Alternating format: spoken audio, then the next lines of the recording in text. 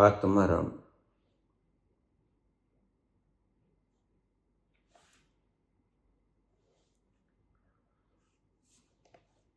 बाबा जी,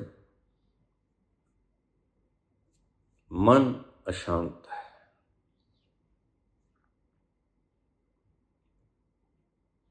इतना अशांत कि सृष्टि में मन लगता नहीं।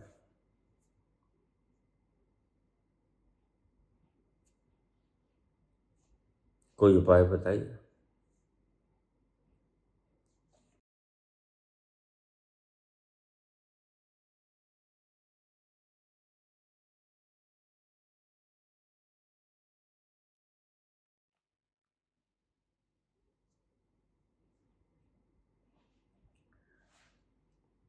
एक बहुत बड़ा सम्राट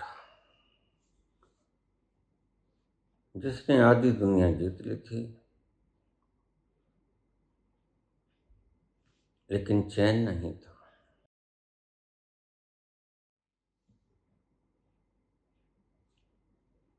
बड़ी कोशिश की उसने,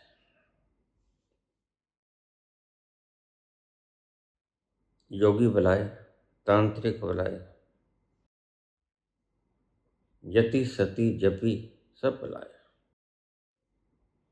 और उनके कहने के अनुसार वो सब कुछ किया जो उन्होंने कहा।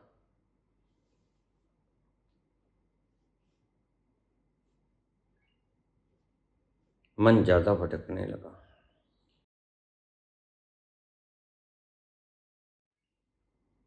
किसने बताया कि यहां से तुम्हारी राज्य की बाउंड्री के पार एक सूफी फकीर रहता है।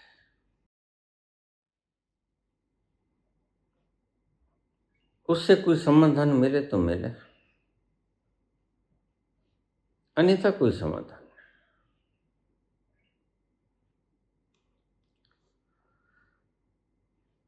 तो वह इतना थक गया था कर्म कांड करके। जैसे लोगों ने उल्टे सीधे कर्म कांड करवाए, फिर भी उसने सेना से कहा, बख्तरबंद गाड़ियां तैयार करो। हमारी राज्य की सीमाएं बहुत बड़ी हैं, वक्त लग जाएगा। 2-4 महीने का राशन का प्रबंध करो और बड़ी सेना का प्रबंध करो। ये सब कुछ बांध बूंद के चले और उस फकीर के कुटिया के दरवाजे पे पहुंच गए।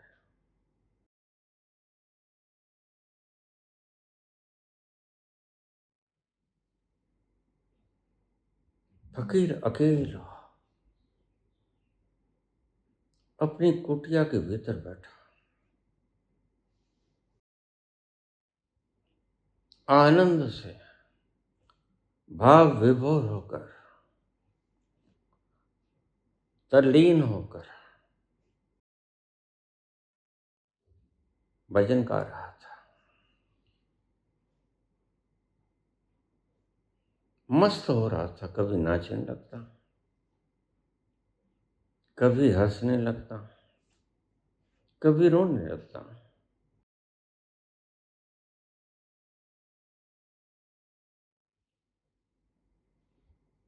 छुप कर वह बादशाह देखता रहा।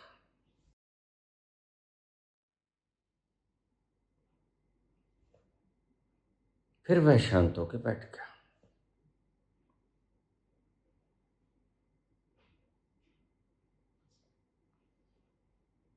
वह दरवाजे पे गया, दंडवत प्रणाम किया। फकीर से बोला, राजा महाराज, अगर आपकी आज्ञा हो तो मैं कुटिया के भीतर प्रवेश कर जाऊं। मुख सहमति ने उसने सिर हिलाया और राजा उसके चरणों में जाके बैठ गया।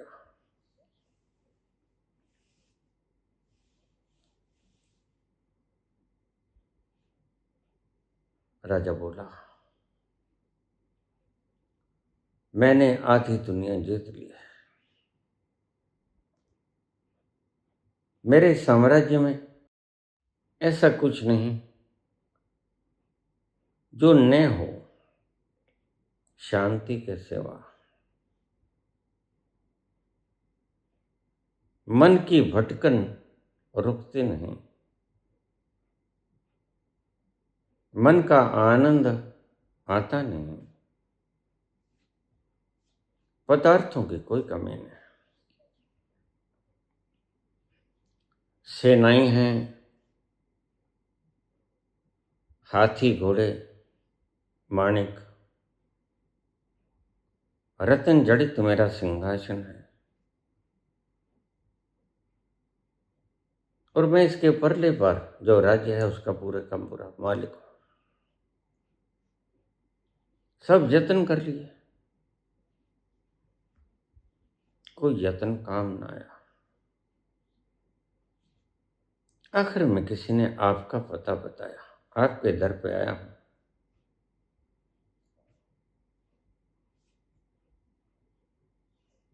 कृपा कीजिए, मेरे पास सब धन है,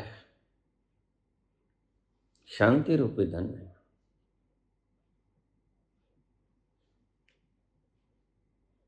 और सुना है कि शांति होती है, पाई नहीं। राजा सिर्फ सुनते ही हैं कि शांति होती है। राजा सिर्फ सुनते ही हैं कि आनंद होता है, पता नहीं होता, पिया नहीं होता।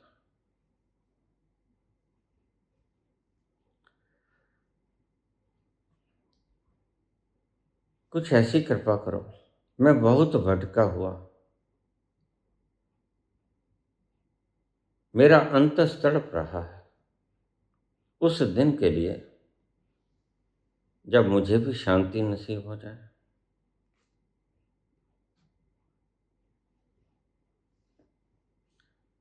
मेरे अपने ही राज्य के बहुत छोटे छोटे लोग शांति से जी रहे हैं, और मेरे पास सब कुछ है, फिर भी मैं अशांत हूं। उनके पास थोड़ा है, लेकिन फिर भी वो शांत है। उनको देखकर प्रतिद्वंदता होती है, जेलसी होती है, जलन होती है, ईर्ष्या होती है कि भला कि ये खुश क्यों है, इनके पास ऐसा है क्या, मेरे पास तो सब कुछ है।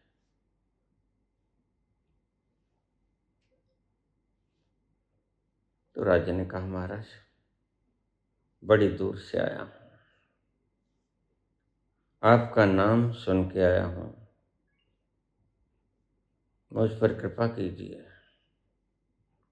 मुझे वो मार्ग बता दीजिए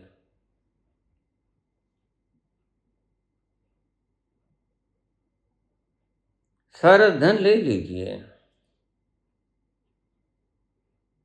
बस मुझे शांति से जीना सिखा दीजिए।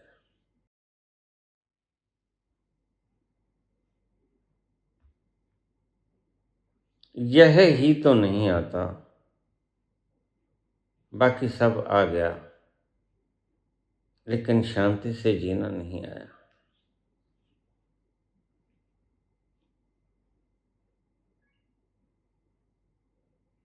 राजा की आंखों से अश्रुधारा बह रहे थे। फकीर उठा, अपनी झोंपड़ी के अंदर से एक पुराना मिट्टी का कटोरा लेके आया और वह कटोरा राजा को थमा दिया। राजन, अब तुम घर चले जाओ, कल तुम फिर आ जाना, लेकिन एक शर्त है कि इस कटोरे को भर के लेके आना, आज ये खाली है।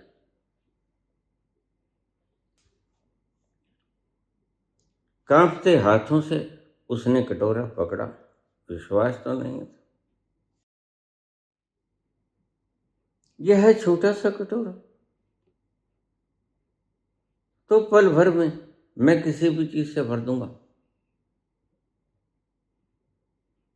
यह तो मैं हीरे जवाहरातों से भर दूंगा, मैं सोने के आभूषणों से भर दूंगा। यह तो छोटा सा कटोरा है।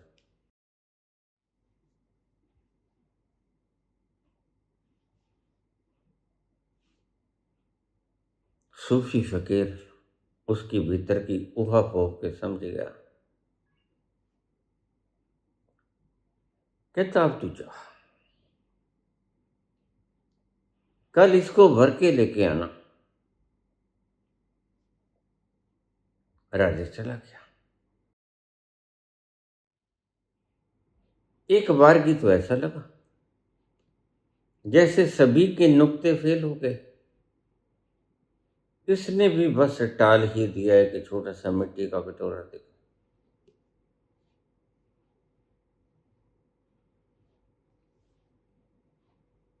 राजा जाने लगा, थोड़ी भेंट देने लगा, हीरे जवाहरात मोती माला नौलखा हार। फकीर ने कहा इसकी कोई आवश्यकता नहीं, मैं फकीर आदमी हूं, मैंने हारों का क्या करना है। हार दिखावे के लिए होते हैं और फकीर दिखावा नहीं करता। फकीर अपने आप में इतना भरा होता है कि उसे दिखावा करने की जरूरत नहीं होती। जो भर गया वह दिखावा नहीं करेगा, जो भर गया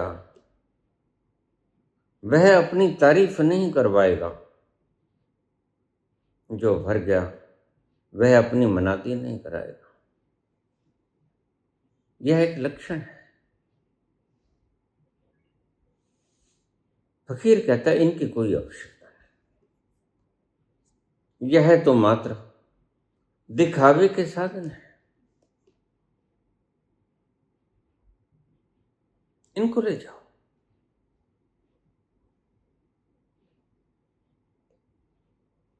उसने भेंट भी स्वीकार नहीं की।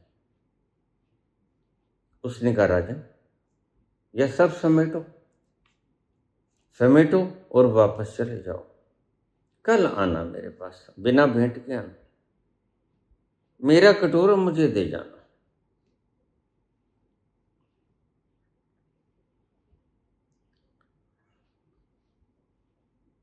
अजीब संत है।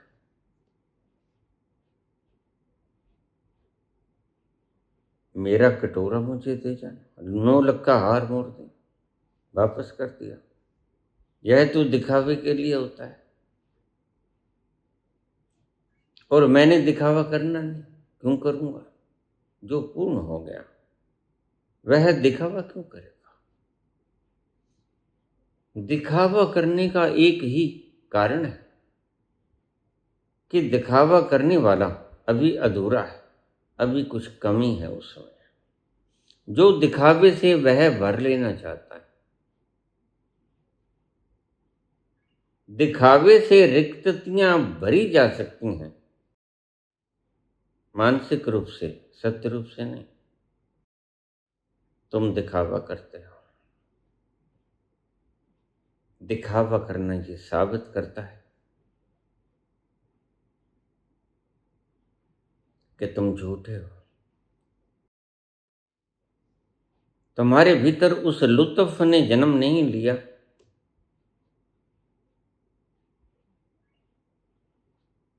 जिसके जन्म लेने से सब दिखावे समाप्त हो जाते हैं।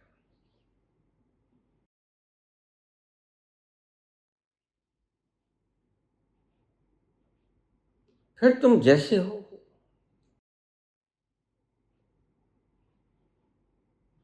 तुम मेकअप करते हो, सुर्खी बिंदी लगाते हो, यह अपने आप को बदलने की चेष्टा है। हो तुम कुछ और, दिखाना तुम कुछ और चाहते हो। कभी अपने आप से पूछो, यह सब पागलपन मैं क्यों कर रहा हूं? जैसा हूं क्या वैसा ही ठीक नहीं है?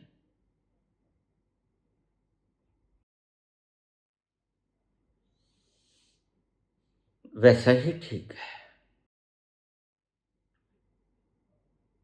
तब जब तुम्हारा दिखावा करने की प्रवृत्ति समाप्त हो जाएगी, वापस चला गया, महलों में चला गया।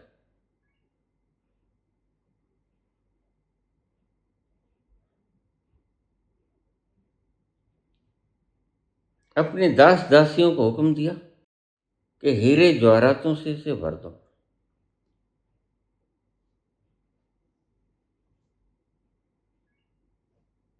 दास भीतर गए, हीरे जवाहरातों की बुक भर के लेके आए। उस मिट्टी के बर्तन में, छोटे से बर्तन में डाला, लेकिन वह अभी भरा नहीं था। फिर भीतर गए, फिर अंजलि बांध के आए, फिर उस पात्र में उडेला, लेकिन देखा अभी पात्र भरा नहीं। ऐसा करते करते सांझ हो गई, खजाना खत्म हो गया, वह पात्र न भरा। ध्यान रखना, ये कहानी है।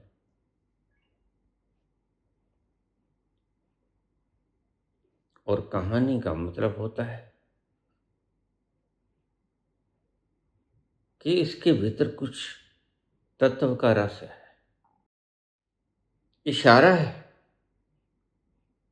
इशारा कंप्लीटली सत्य नहीं होता, थोड़ा सा सत्य होता है। इशारे की तरह सत्य होता है, सत्य की तरह सत्य नहीं होता।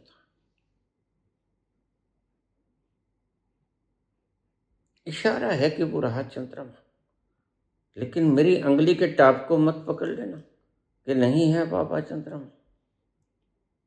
इशारे को पकड़ना, उसकी स्ट्रेट लाइन में देखना, तुम्हें चंद्रमा नजर आ जाएगा।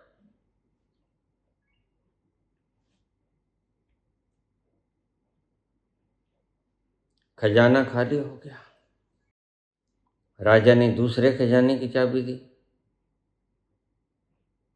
वो भी सारा खाली हो गया। सारे खजाने खाली हो गए, पात्र न भरा। अब तो राजा हैरत में आया। अब तो राजा की सारी बदगुमानी समाप्त हो गई।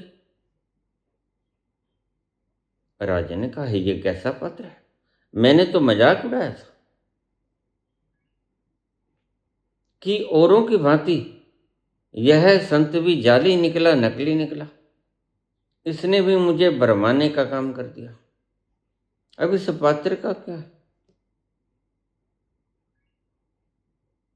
मेरा तो खजाना भरा पड़ा है और इस पात्र की औकात बड़ी कम है।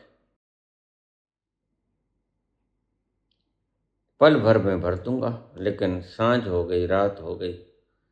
सारी रात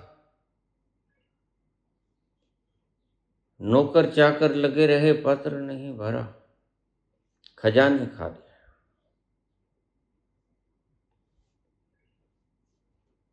हैरत की बात है। याद आया, फकीर ने कहा था कल आ जाना, लेकिन इसको भर के लेके आना।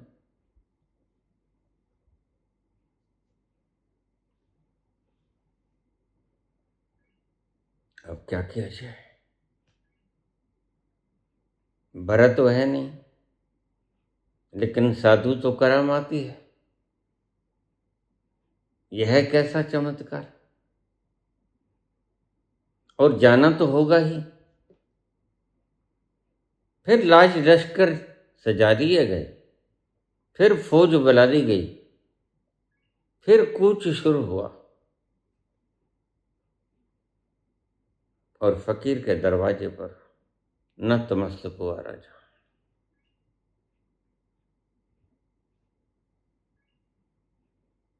हे महाराज,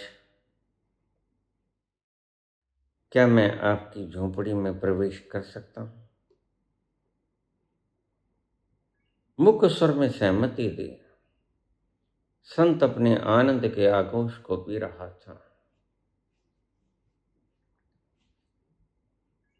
चेहरे पे हंसी थी, रोए रोए से आनंद जर रहा था।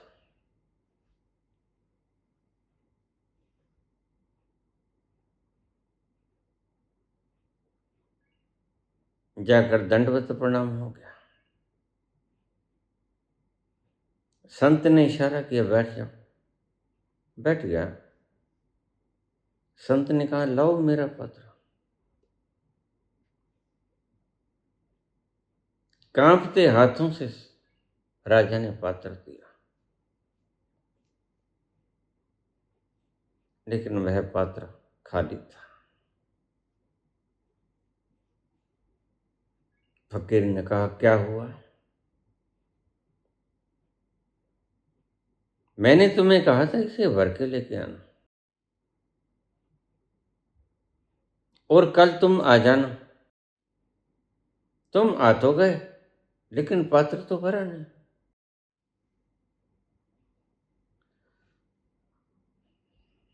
राजा ऊंचे ऊंचे रोने लगा।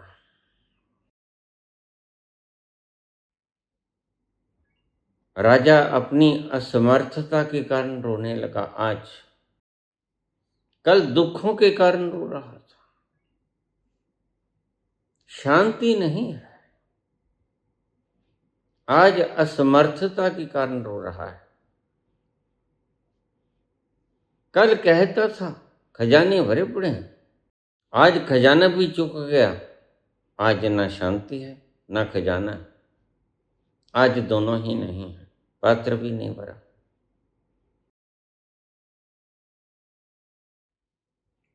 फकीर बोला, राजन, तेरे पास तो आधी धरती की संपदा है, एक छोटा सा पत्र भरा नहीं। राजा कुछ बोल ना पाया, रो जा रहा था, ऊंचे ऊंचे। अपनी बेबसी, असमर्थता में। गुरुदेव क्षमा करें, यह चमत्कारी है। सारी रात मेरी सेना लगी रही और आधी दुनिया का मालिक था, लेकिन अब तो मैं भोगी नहीं। सारा धन चूक गया, यह खाली का खाली रहा।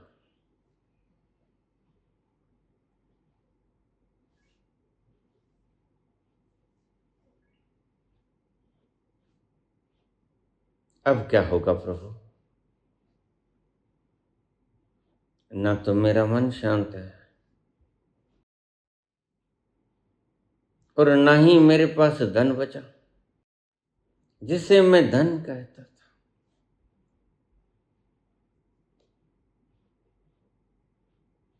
दोनों ही गए, ना खुदा ही मिला, ना बसाले सनम, ना इधर के रहे ना उधर के रहे। और बादशाह थका हारा बेबस अपनी बेबसी के हालात में रो रहा है।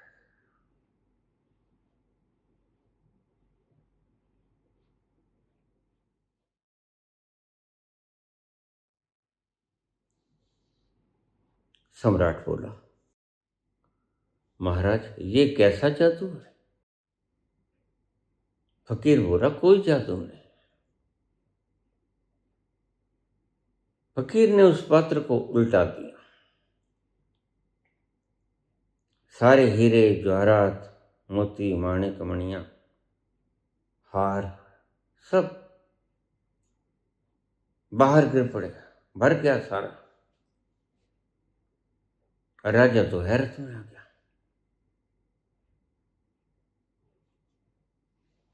राजा ने कहा, ये क्या?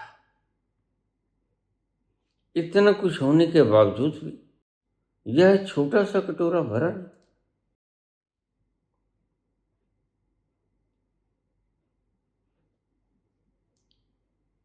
राजा कहता है यह कटोरा नहीं है,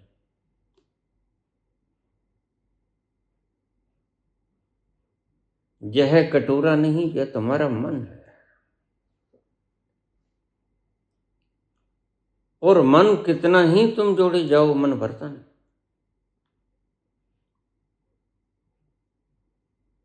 तुम भूखे हो तो पेट भर जाएगा, नियत नहीं भरेगी। मन नहीं भरता कभी। तुम सारी दुनिया का धन भी जोड़ लो, अभी आधी दुनिया का जोड़ा है, लेकिन तुम्हारा मन भरने वाला नहीं। यह और मांगता जाएगा, और मांगता जाएगा। राजा थोड़ी सी बात समझ गया था।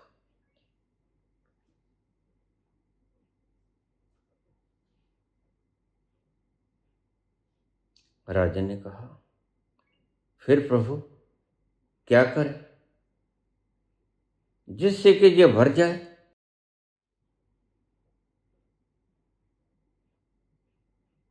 राजा कहता है इसको भरना नहीं है, यह भरता है नहीं कभी। वही उल्टी बातें तुम सोच लेते हो। तुमने फिर गलत सवाल किया। अब और क्या किया जाए कि ये भर जाए? यह पत्र नहीं भरेगा, यह मन है। देखो तुमने जो डाला था वो सब बाहर बिखरा पड़ा है। यही डाला था ना तुमने? हाँ महाराज। फिर ये भरा क्यों नहीं? तो फिर इसमें और डालते हैं, थोड़ा भर जाएगा। फकीर ने कहा यही तो तुम्हारी गलती है।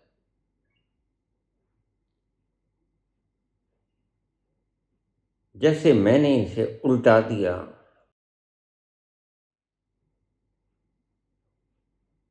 और सारा जो तुमने भरा था वो बाहर निकल गया।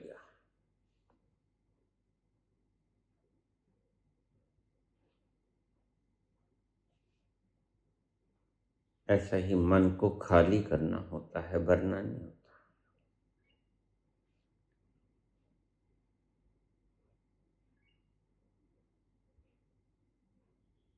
आज सारे संत, परमात्मा का दर्शन करवाने वाले, तुम्हें शांत बनाने वाले व्यक्ति तुम्हें भरने की कवायद सिखाते हैं, सूचनाओं के रूप में, पदार्थों के रूप में, उपलब्धियों के रूप में, इनामों के रूप में, कंपटीशन के रूप में तुम्हें भरने की कवायद सिखाते हैं, या खुद खाली हैं।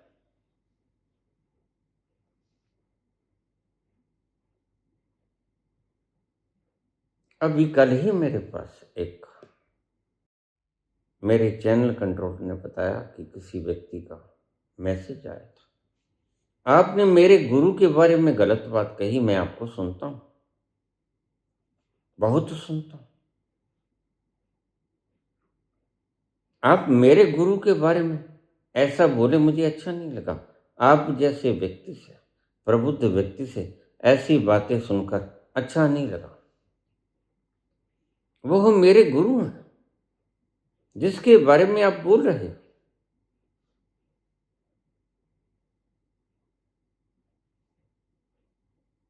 मैं उससे कहना चाहूंगा कि आज से बात तुम मुझे मत सुनना। दो नावों पे सवार व्यक्ति कहीं नहीं पहुंचता, और तुम अगर दीक्षित हो तो मुझे धोखा दे दिया। तुम्हें बतलाना चाहिए था कि मैं ऑलरेडी दीक्षित हूं। मैं समझ जाता कि कचरा लेके आया है साथ में, तो मैं तुम्हें दीक्षा ही नहीं देता।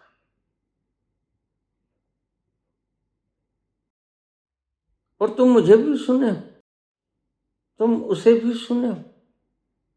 यह चिपकाहट नहीं तो और क्या है कि मेरे गुरु के बारे में आपने ऐसा क्यों बोल दिया?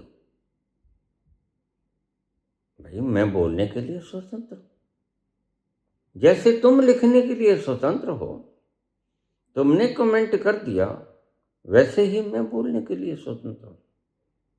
और ध्यान रखना, मैं वही बोलता हूं जो जगत के हित में होता है, और जगत के हित में बोलकर तुमसे मुआवजा नहीं चाहता। गलती तुम्हारी, तुमने मुझे सुना क्यों?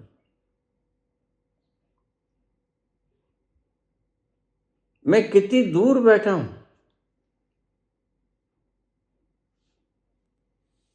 किस लिए जीते हैं हम, किसके लिए जीते हैं, किस लिए जीते हैं हम, किस के लिए जीते हैं। बरहा ऐसे, बरहा ऐसे ख्यालात पे रोना आया, बरहा ऐसे ख्यालात पे रोना आया।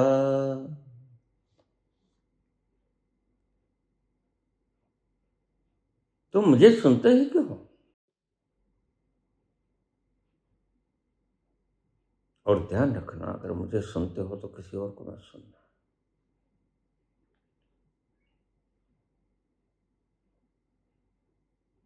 क्योंकि फिर बिल्कुल वही हो जाएगा जैसे तुमने मिठाई के ऊपर गंदगी छीट दी हो, और किसी और को सुनते हो तो मुझे मत सुनना।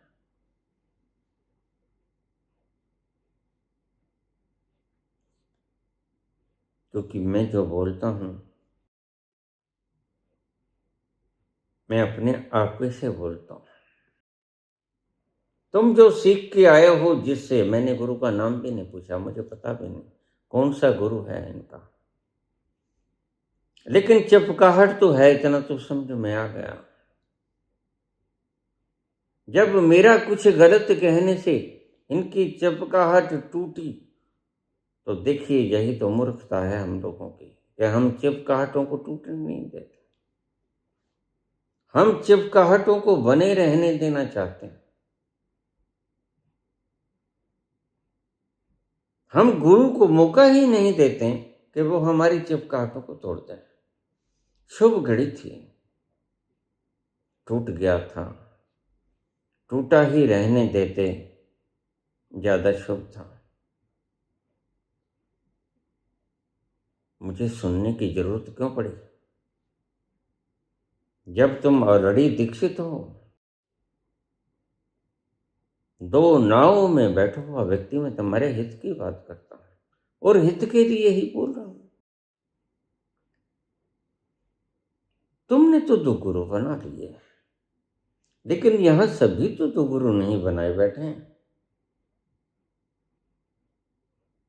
और दो गुरु बनाए भी बैठे हैं, तो मेरा प्रथम कथन ही ये है कि जो तुम लेके आए हो उन चुपकाहटों को भूल जाओ, काट दो उनको,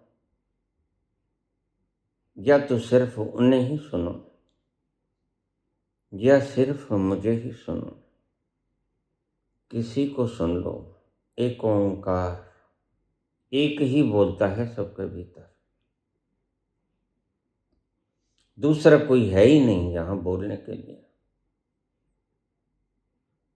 लेकिन तुम जैसे मूर्ख लोग पता नहीं कितनों को सुनते हैं। मुझे मेरा चैनल के नीचे YouTube बताता है कि जिसने आपको सुना वो किस किस और चैनल को सुन रहे हैं, और मैं हंसता हूं।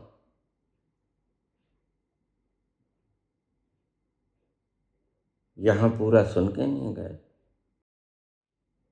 2 घंटों से भी ऊपर की वीडियो डाल देता हूं, आधी अधूरी छोड़ के भाग जाते हैं, पर दूसरे चैनल पर सुनते हैं।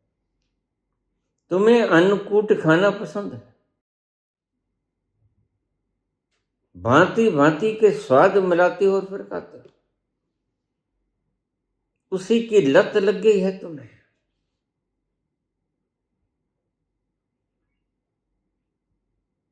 तो जाहिर है कि एक चीज ऐसी भी है जिसकी लत नहीं लगती, कितना ही पिए जाओ। तुम ये जो नशीले द्रव्य खाते हो, ये बच्चे इंजेक्शन लगाते हैं मर जाते हैं, यह क्या है? एडिक्शन है, लत लग जाती है। लेकिन एक ऐसा भी नशा है जो कितना भी पी लिया जाए व्यक्ति मरता नहीं, वरना अमृत हो जाता है। और कितना भी नशा पी ले उसकी कोई हानि नहीं होती और उसका कोई एडिक्शन नहीं होता, उसकी लत नहीं लगती, उसकी तलब नहीं उठती। एक ऐसा भी नशा है और कहीं किसी द्वार पे नहीं मिलता, कहीं किसी खेत में नहीं उपजता। प्रेम न बाड़ी उपजै, प्रेम न हाट बिकाय, राजा प्रजा जही रुचै, शीश दे ले जाए। इसी शीश को तो मैं मांगता था। जो शीश तुमने दिखा दिया कि आपने मेरे गुरु को ऐसा क्यों बोला, तो इसका मतलब तुम उसको भी शीश दे के नहीं आए। शीश बरकरार है अभी, फिर क्या खाक शीश हुए तुम। ना जो पहले गुरु बनाया उसको शीश दिया, अगर उसको शीश दे दिए होते तो मेरे पास नहीं आते, क्योंकि शीश तो एक जगह ही दिया जाता है। उसको भी शीश नहीं दिया और मुझे भी शीश नहीं दिया, शीश अपने पास रख लिया। तुमने नारियल से हवन यज्ञ कर लिया, तुमने पदार्थों से, एमडीएच की हवन सामग्री से, कर्पूर से, चंदन की लकड़ी से, भांति भांति के देसी घी से, पदार्थों से तुमने हवन कर लिया। स्वयं के अहंकार की आहुति नहीं दी।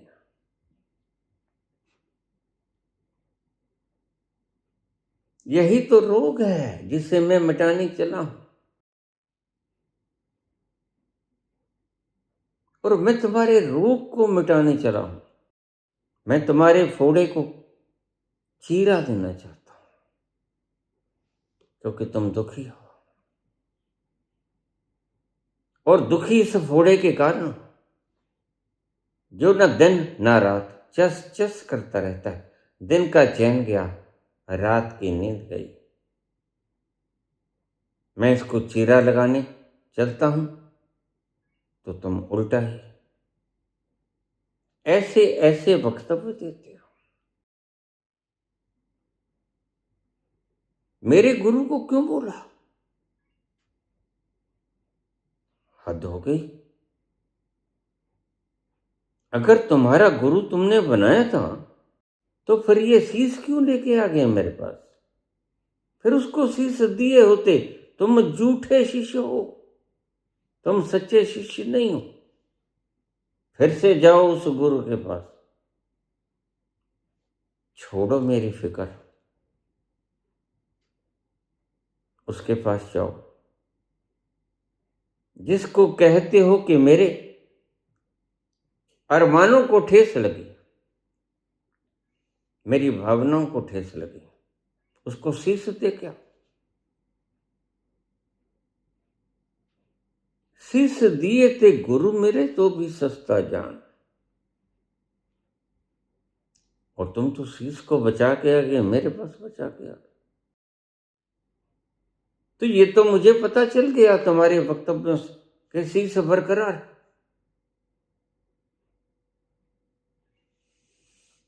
ये तो प्रेम मिलन की चाह, ये तो प्रेम मिलन की चाह। प्रेम को मिलने का चाह तो सभी को है, नफरत कोई नहीं चाहता। जो तुमसे नफरत करता है तुम्हें बड़ा भद्दा लगता है। प्रेम की चाहत प्रत्येक हृदय में है, उमंग है, तरंग है।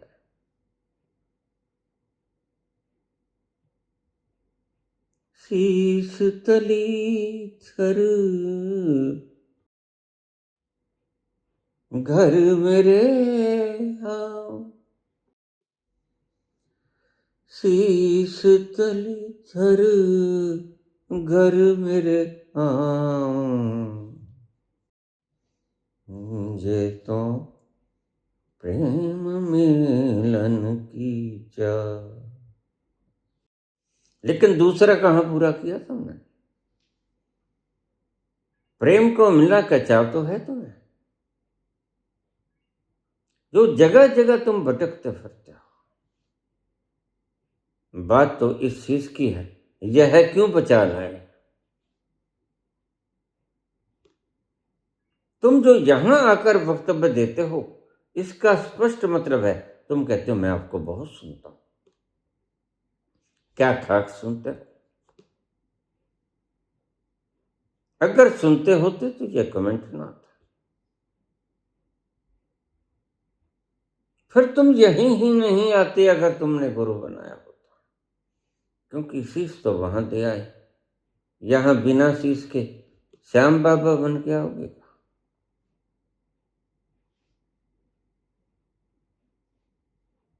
वो मेरे गुरु हैं।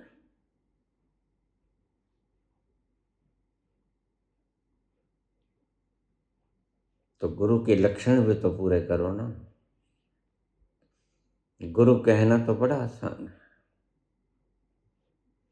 गुरु के लक्षण भी तो पूरे करो। गुरु तुमसे कुछ नहीं मांगता, गुरु तुमसे तुम्हारा शीश मांगता है, और शीश भी वह है जो तुमने बनाया। तुम परमात्मा का बनाया हुआ शीश मत दे बैठना, कहीं गलती मत खा जाना। यह परमात्मा का दिया हुआ है, इस शीश को मत काट के दे देना। वह शीश जो तुमने स्वयं बनाया, और वह शीश है तुम्हारा अहंकार।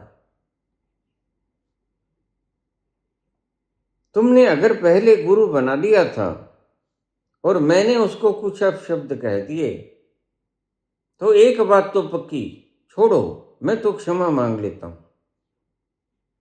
लेकिन तेरा क्या होगा कालिया? तुमने शीश कहां दिया? तुम धोखा कर गए, उस गुरु से भी कर गए और मेरे से भी कर गए। दो गुरु बना लिए, शीश किसी को भी नहीं दिया।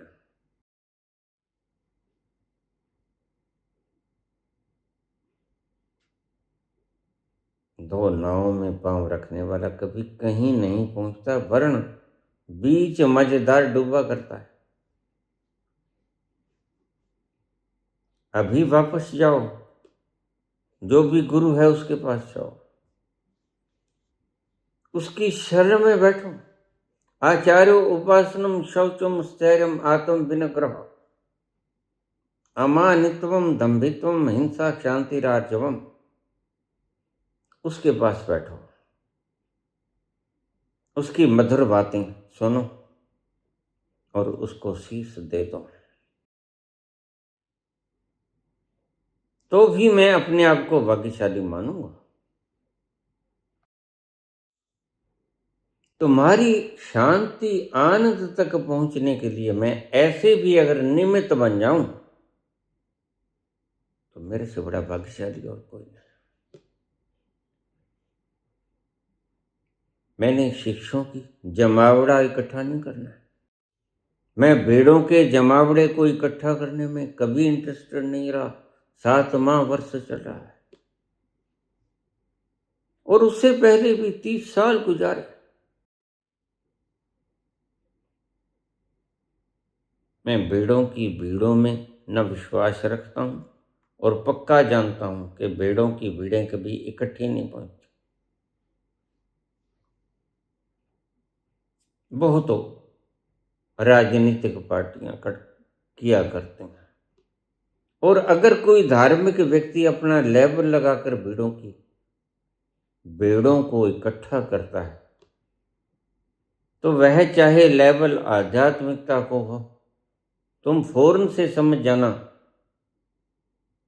कि भीड़ तो भेड़ों की है। यहां मुमुक्षु तो कोई होता नहीं।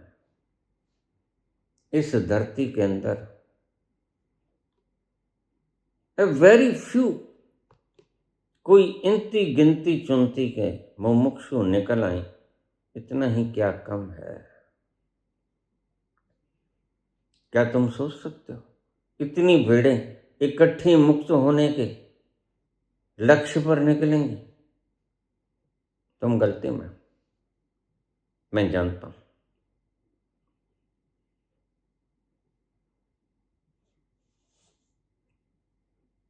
तो वह संत बोला, यह कटोरा तुम्हारा मन है और मन कभी भरता नहीं। अभी तो तुमने आधी दुनिया जीती, जाओ बाकी की आधी भी जीत लो, शायद शांति मिल जाए।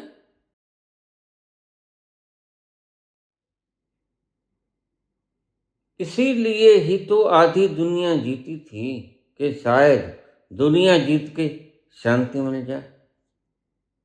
लेकिन शांति मिली नहीं, तो बाकी आधी दुनिया जीत के देख लो, शायद पूरी दुनिया जीतने से शांति मिल जाए। लेकिन मैं तुम्हें कहता हूं, यह ब्रह्मांड बड़ा विशाल है।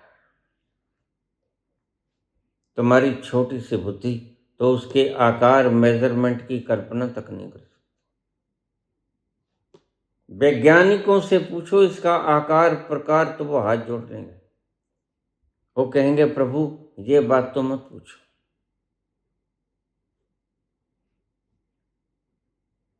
और कुछ पूछ लो।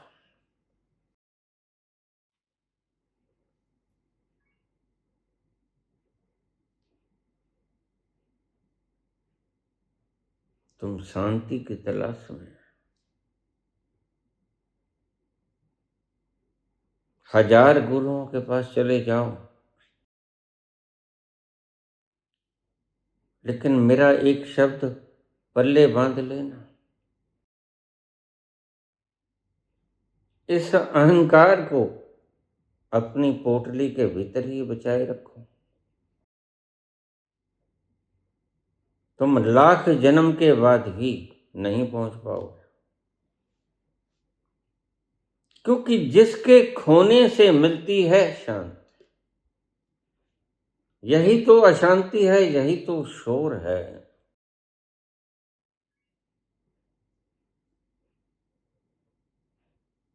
यही तो खलल है जिसको मिटाना है,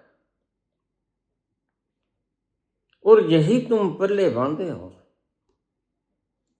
और इसको तुम पल्ले को खोल देना। और मैं तुमसे कहता हूं, जब तक तुम ये पल्ला खोलकर गुरु को भेंट नहीं करोगे, फिर चाहे तुम संसार के जोड़े हुए सारे पदार्थ भी भेंट क्यों ना कर दो, तुम्हें चैन नहीं मिलने वाला। और राजा, तुम कहते हो कि मेरे ही राज्य में ऐसे बहुत से लोग हैं जिनके पास बहुत थोड़ा है, लेकिन वो ज्यादा सुखी मालूम पड़ते हैं।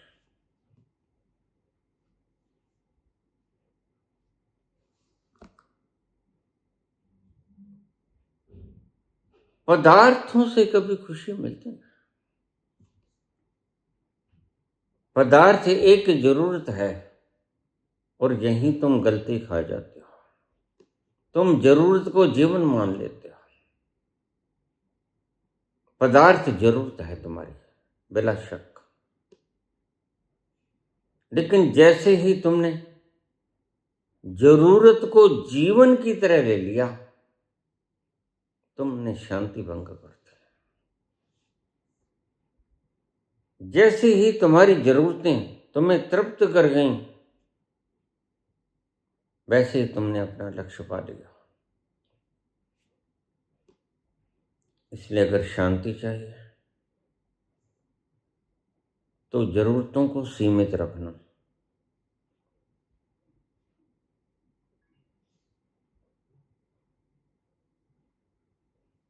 इच्छाएं ज्यादा हैं तो रुलाई है, रोग है, उस राजा की तरह।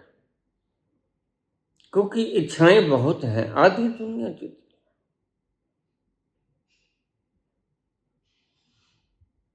इच्छाएं बहुत हैं तो रुलाई है, रोग है। फिर तो इच्छाएं कम हैं, शहंशाही है।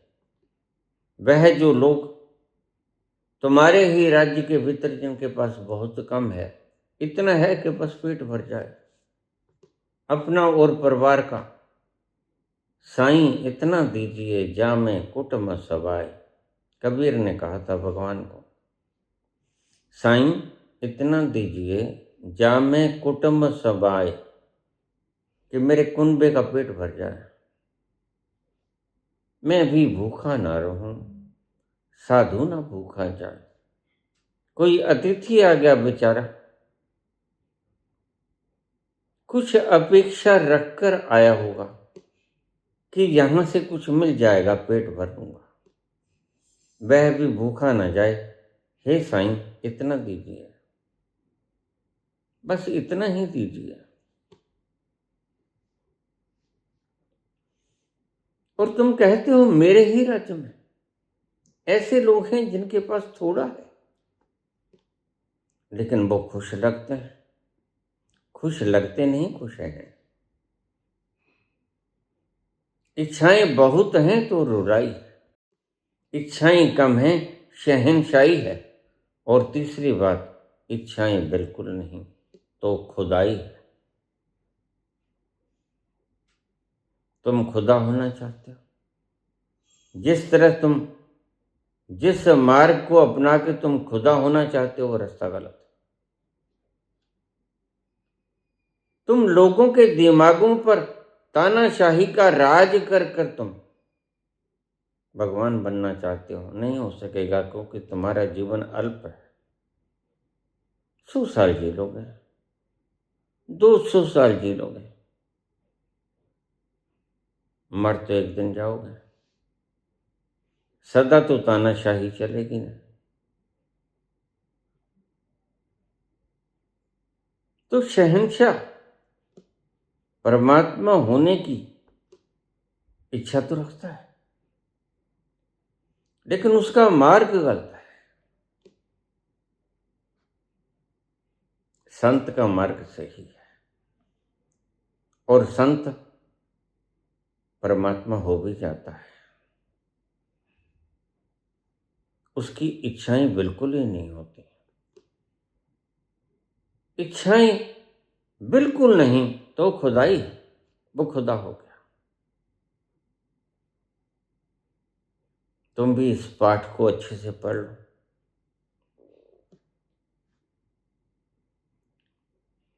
जरूरत के मुताबिक इच्छा रखो,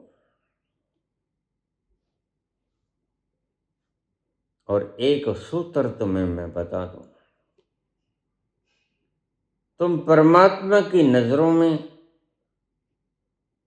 ऐसे पुत्र की तरह अपनी तस्वीर बना दो कि यह तो जब मांगता है जब इसे जरूरत होती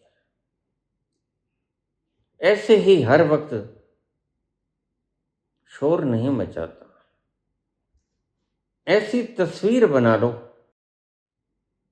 परमात्मा के दरबार में कि जब तुम मांगो वह तभी तुम्हें मुहैया करा दे। तुमने तो अपनी तस्वीर एक मगती की बना ली है, वह मांगता ही चला जाता है, पेट भर जाता है, नियत नहीं भरती। और परमात्मा जान लेता है कि यह तो इसकी नियत तो नहीं भरेगी, इसलिए वह तुमसे तुम्हारी शांति छीन लेता है। बस शांति ही रस है। अब तुम भटकते फिरोगे, अब तुम तड़पते फिरोगे, तुम्हारा पेट भरा होगा, मन अशांत होगा, शरीर गहनों से लदा होगा, आत्मा खाली होगी।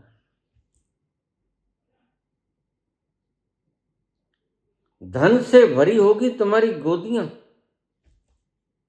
जमीर से खाली हो गए। और चॉइस तुम्हारी, चुना तुमने, परमात्मा ने नहीं कहा कि चुनो। बस परमात्मा तो सिर्फ तुम्हारे चुनाव का फल देता है। कर्मण्येवाधिकारस्ते मा फलेषु कदाचन। मांगा तुमने, चॉइस तुम्हारी, परमात्मा ने दे दिया, और फिर उसका जो फल आना था वही आएगा।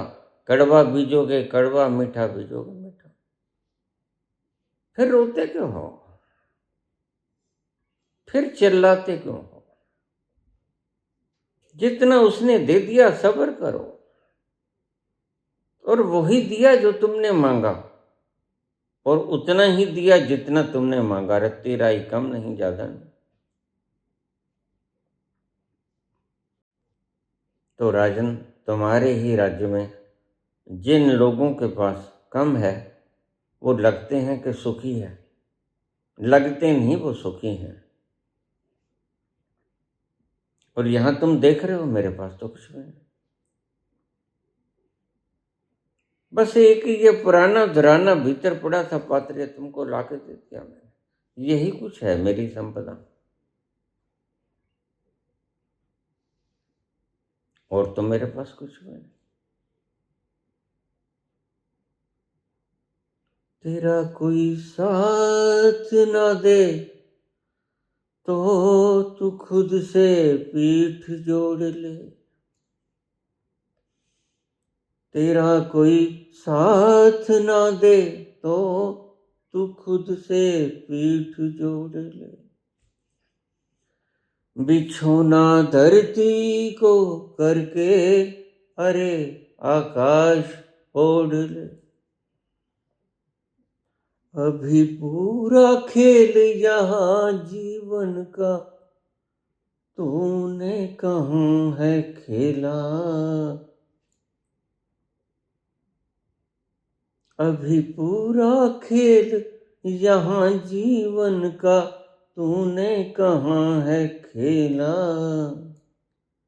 चल अकेला, चल अकेला, चल अकेला, तेरा मेला पीछे छूटा, राही चल अकेला।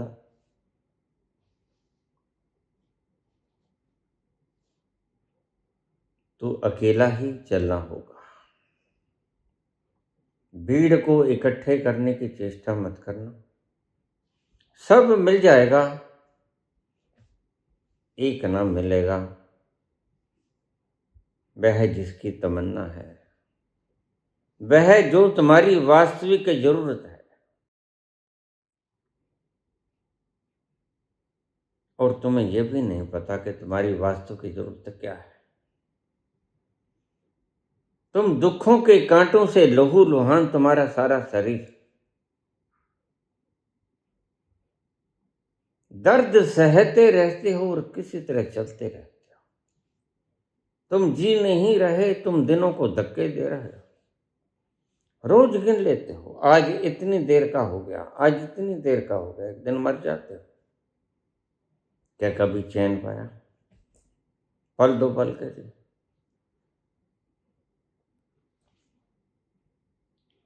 यह है तुम्हारे मंदिर, मस्जिद, गुरुद्वारा, चर्च, गिरजाघर, यह भी तुम्हारी भागदौड़ के हिस्से हैं। यह तुम्हारी परमात्मा तक पहुंचने की सारी विधियां, विज्ञान भैरव तंत्र की 112 विधियां, महज दौड़ के सिवा और कुछ भी नहीं। किए जाओ, मैंने रोकने के लिए नहीं कहता हूं, क्योंकि तुमने गुरु बनाया। मैं रोकूंगा तो तुम कहोगे मेरे गुरु की तौहीन करते हो। नहीं ना। कोई पागल होना चाहता है, बाखुशी हो ले, मुझे क्या एतराज है। कोई बंदर बने उछल कूद कर, मुझे क्या एतराज है, जरा भी तो नहीं। सब बहलाने के, मन बहलाने के तरीके हैं। वो तुम्हारे तीर्थ स्थल हो, तुम्हारा काबा हो, मक्का हो, मदीना हो, सब तुम्हारे मन के बहलाने के ख्याल हैं। मन बहल जाता है, आनंद का रस नहीं झरता। एक तू ना मिला, सारी दुनिया मिले भी तो क्या है। मेरा दिल ना खिला, दिल ना खिला, सारी बगिया खिले भी तो क्या है। एक तू ना मिला, तकदीर की मैं कोई भूल हूँ, डाली से बिछुड़ा हुआ फूल हूँ।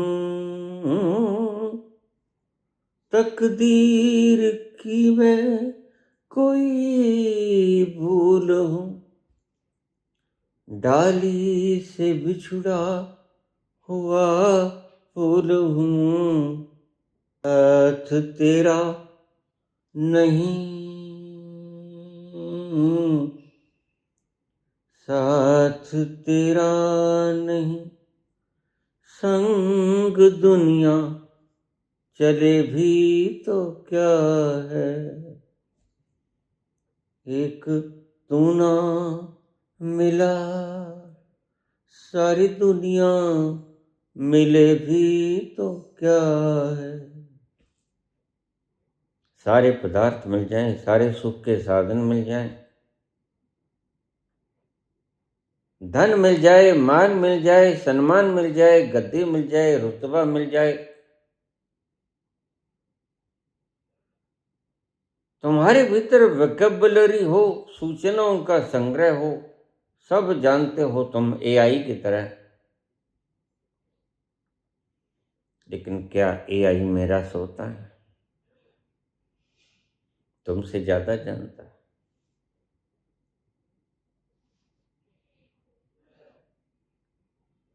क्या एआई में आनंद का रस होता है? पूछना एआई से, वह कहेगा नहीं प्रभु, मैं तो यंत्र ही हूं।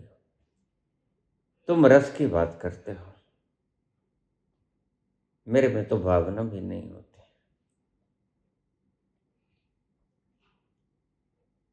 तुम उस आनंद और शांति की बात करते हो। I am just an instrument, मैं तो एक यंत्र हूं, मेरे भीतर भावनाएं नहीं होती। मैं कोई चेतन थोड़ी हूं तुम्हारी तरह। और ध्यान रखना, तुम मूल्य देते हो जो तुमने देखा, सीखा, टैलेंट की, तुम्हारे हुनर की, तुम्हारी सूचनाओं के संग्रह की, डिक्शनरी की। और तुम कहते हो impossible word is not found in my dictionary. लेकिन संत कहता है पुत्र, तुम कहते हो impossible word is not found in my dictionary, तुम्हारी डिक्शनरी में सब कुछ इम्पॉसिबल ही है। कहाँ गया था वह शब्द बोलने वाला नेपोलियन बोनापार्ट जब वाटरलू का जंग हार गया था? और वाटरलू का जंग हारने के बाद जीतने वालों ने उसे बड़ा खत्म करने वाला दंड दिया। उन्होंने उसको बियाबान जगह पर छोड़ दिया जहां कुछ भी नहीं था, न खाने को अन्न था, न पीने को पानी था। शेर वगैरह जंगली 26 वर्ष तक किसी तरह वो भटकता रहा उन जंगलों में।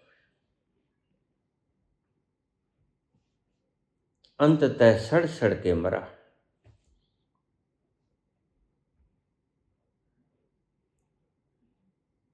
ऐसी बातें कहने वालों का यही हशर हुआ करता है। मैं हूं तो मुमकिन है। अहंकार का अंतिम हशर यही होता है, तड़प तड़प के मर जाना।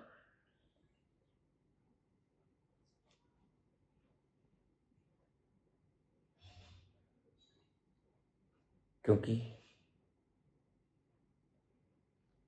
शक्तिमान तो एक ही है, उसके लिए कुछ भी इम्पॉसिबल नहीं। वह कहे तो कहे, या उस तल पर पहुंचा हुआ संत कहे तो कहे शोभा देता है। वह कहे impossible word is not found in my dictionary, ठीक है, सुहाता भी। लेकिन एक राजा कहे, यह तो मूढ़ता की हद हो गई, चरम पराकाष्ठा हो गई।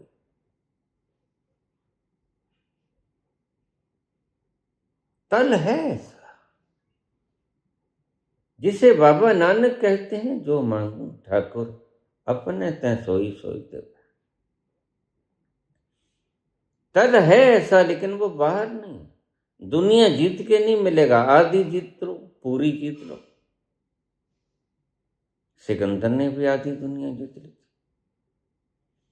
3/4 इस धरती के ऊपर साम्राज्य रहा अंग्रेजों का, और 1 वर्ष तक नहीं, सैकड़ों वर्ष तक 3/4 धरती के ऊपर साम्राज्य रहा। लेकिन आज कहाँ है वो? कहाँ है सिकंदर की कब्र? कहाँ है सिकंदर की कब्र?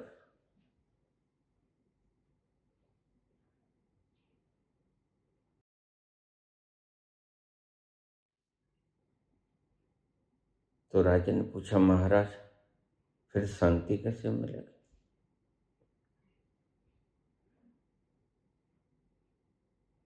संत बोला, यह जो मैंने उल्टा दिया,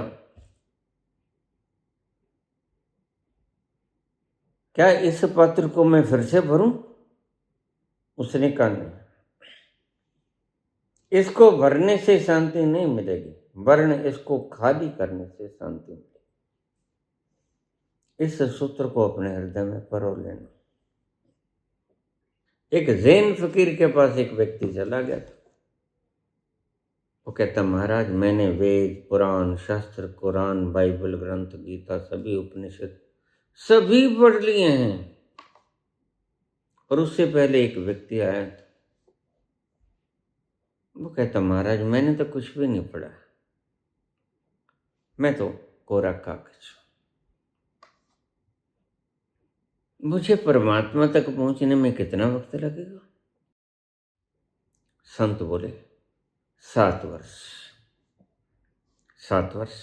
हाँ, क्योंकि तुम्हारे भीतर जो अचेतन में इस जन्म में तुमने नहीं जोड़ा, लेकिन तुम्हारा अचेतन तो तुम्हारे संग ही आता है। वह तो बस तुम घर बदल लेते हो। सूचनाएं तो तुम्हारे संग चलती हैं, समृद्धियां तुम्हारे संग चलती हैं, वासनाएं, आकांक्षाएं, अपेक्षाएं, भविष्य की योजनाएं तो तुम्हारे संग चलती हैं।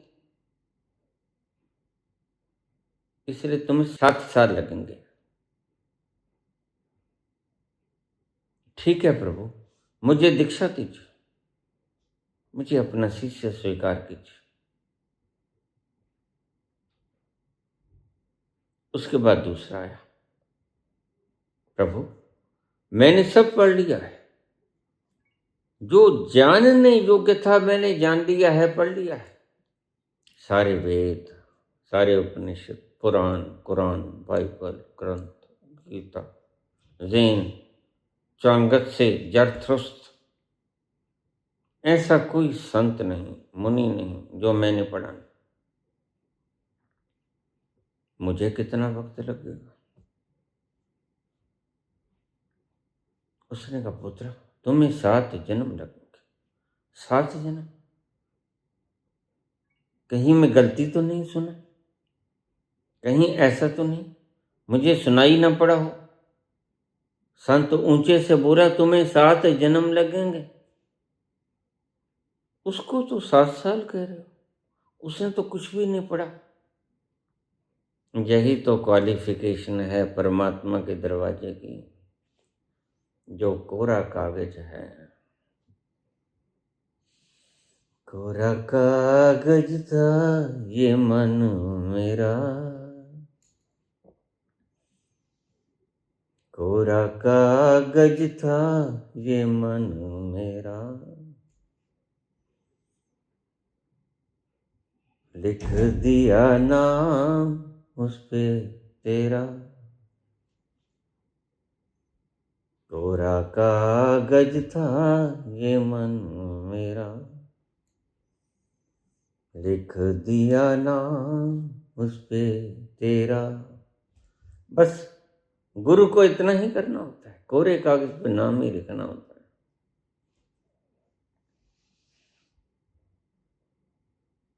और तुमने तो बहुत कुछ लिख लिया है कोरे कागज पे, समझ ही नहीं आता। वेद के ऊपर उपनिषद लिख दिए, उपनिषद के ऊपर पुराण, कुरान लिख दिए, बाइबल ग्रंथ गीता लिख दिए, पता ही नहीं लगता। एक दूसरे के ऊपर अक्षर चढ़े हुए हैं, पता ही नहीं तुमने क्या लिखा है। जैन फकीर कहता, पुत्र पहले तुम्हें जो लिखा है वह मिटाना होगा। तुम्हें कोरा कागज होना पड़ेगा, बच्चे की तरह। ईसा ने कहा, only they will enter in my God's kingdom who will be innocent just like a child. क्यों? क्योंकि उसका मन कोरा है। और कोरे कागज पर तुम जो लिख दोगे, बस वही उसके लिए अमृत का रस हो जाएगा। तुम बच्चे के समान कोरे हो जाओ। तुम्हारा कागज तो पता नहीं तुमने क्या कुछ लिख लिया। साइंस भी लिखी है, फिजिक्स भी लिखी है, केमिस्ट्री भी लिखी है, सिविक्स भी लिखी है, पॉलिटिकल साइंस भी लिखी है। सब ठगियां ठोरियां तुमने इसके ऊपर लिखी। और आज तो पढ़ा भी नहीं जाता। और तुम अपने आप को सियाने कहते हो। तुम 10 करोड़ 15 करोड़ में बिक जाते हो। होते हो तुम पागल। मुझे कोई कहने लगा सियानी 5 करोड़ में बिक गई। मैंने कहा फिर सियानी क्या हुई, पागल थी बस।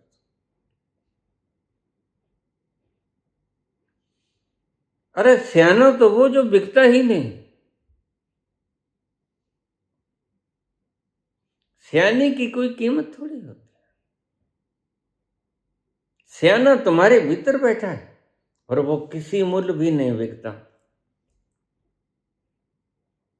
तुम्हारे अंतस का तत्व खरीदा नहीं जा सकता। और तुम्हारे अंतस का तत्व शांति है। तुम्हारे अंतस का तत्व वह रसीला रहस्य आनंद है। उसका कोई मूल्य नहीं होता। तुम बाहर की संपदा इकट्ठी कर लो, कितनी देर तक तुम्हारी रहेगी? 100 साल तक तुम्हारी रह जाएगी, 200 साल तक तुम्हारी रह जाएगी। लेकिन उसके बाद तो तुम ही विदा हो जाओ। तुम ही विदा हो जाओ, फिर वो किसी और की हो जाए। तुम उस अमृत को पियो जो सिर्फ और सिर्फ तुम्हारा, किसी और का नहीं होता, और सदा के लिए तुम्हारा है। आद सच जुगाद सच है भी सच, नानक होसिं भी सच। सदा सदा के लिए वो तुम्हारा ही रहेगा, किसी और का नहीं होगा। ऐसे रस को पियो और बाहर के द्रव्यों में नहीं मिलेगा तुम्हें। बाहर के सुख के साधनों पे, सोने के पलंगों पे, गदम गदम गदेलों पर सोकर नहीं मिलेगा वो। वह मिलेगा अपने भीतर जाकर, उस तल पर पहुंचकर, जहां समुद्रों के झरने बहते हैं। जिस रस को पीने के लिए आतुर है सारा जहान, सृजनहारे ने सारी सृष्टि बना दी थी। परमात्मा ने सारी सृष्टि बना के कहने लगा अब मैं कहां बैठूं। बहुत सी युक्तियां आईं, सुझाई लोगों ने, कोई समझ नहीं आई। एक व्यक्ति ने कहा प्रभु वैसे तो मैं तुच्छ हूं, लेकिन मेरी बात अगर जचे तो कर लो।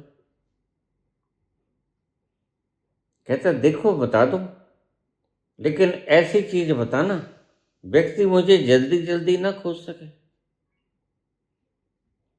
वह व्यक्ति कहता हाँ प्रभु, व्यक्ति सब कहीं खोज लेगा, अपने ही अंतस में नहीं खोजेगा।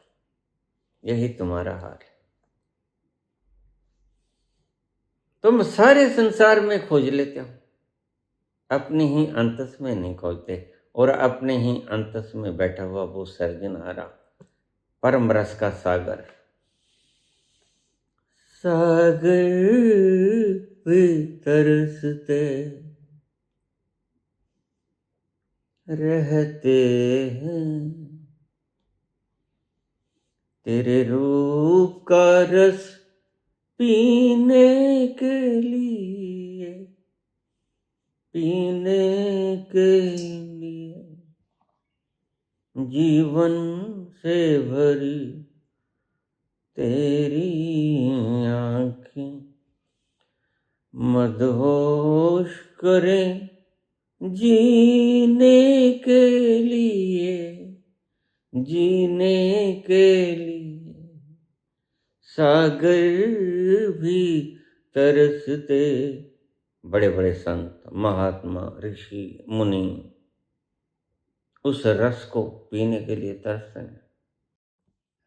सागर भी तरसते रहते हैं, तेरे रूप का रस पीने के लिए, पीने के लिए जीवन से भरी तेरी आँखें मजबूर करें जीने के लिए, जीने के लिए।